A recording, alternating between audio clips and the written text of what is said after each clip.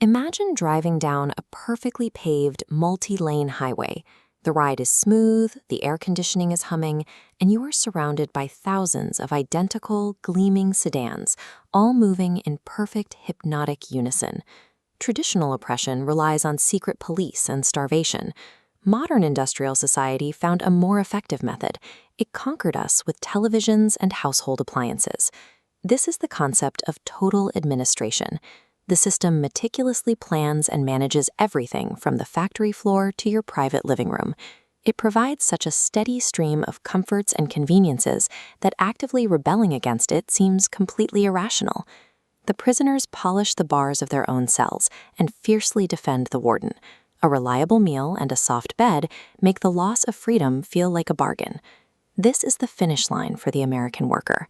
This pristine suburban home functions as a standardized unit of societal control. To keep you inside that unit, the system relies on false needs. These are desires artificially implanted by advertising and social pressure. The sudden burning urge for the latest kitchen gadget or a sleeker car. They are manufactured exclusively to ensure you keep working exhausting, alienated jobs just to pay for them.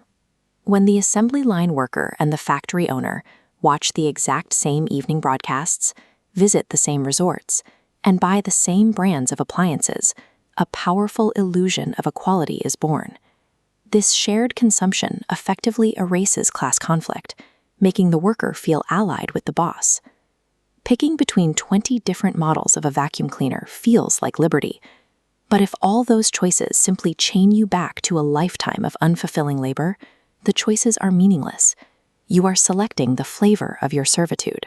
To keep this massive apparatus of comfort running smoothly, the macroeconomy requires an engine of perpetual, staggering growth. It has to produce something to justify the endless labor.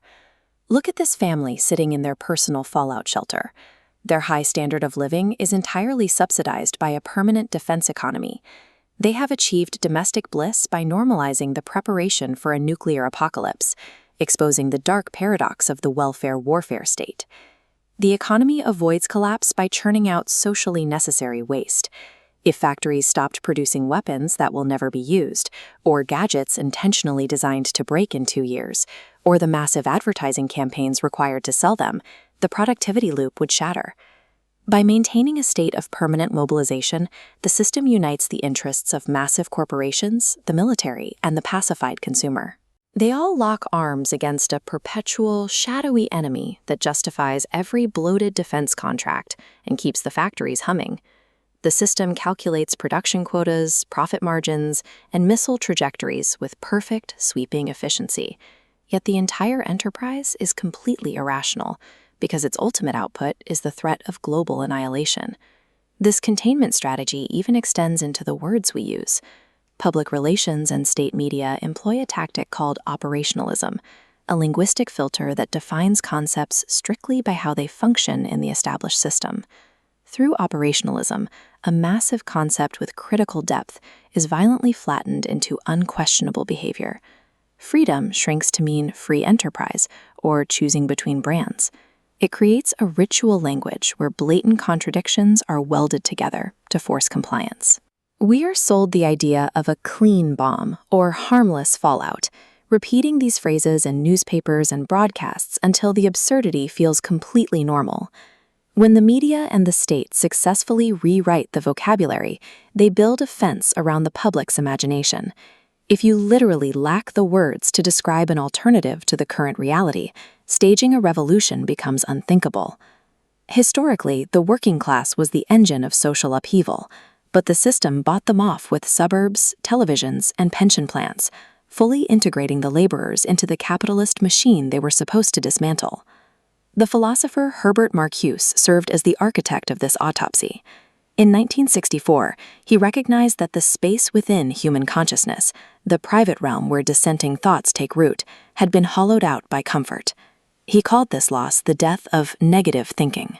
Negative thinking is the critical ability to look at the current reality, reject its clemencies, and demand a qualitatively different and better world. Stripped of that ability to negate the status quo, humanity becomes one-dimensional. We exist in a single, flat plane, entirely absorbed by the objects we buy and the systems that administer our lives. Marcuse saw only one remaining source of friction: the outsiders, the outcasts, the persecuted minorities, and the unemployable. These are the only groups forced to exist outside the narcotic haze of the affluent society.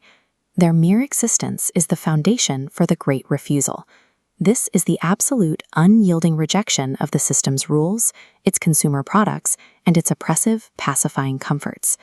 To break the illusion, you have to drive past the manicured lawns and accelerate into the harsh, undeniable reality of the outside world, leaving the glowing simulation far behind. You have to refuse the assimilation. Because, as the playwright Samuel Beckett advised, don't wait to be hunted to hide. The trap is closing, and the most dangerous thing you can do is pretend you are already free.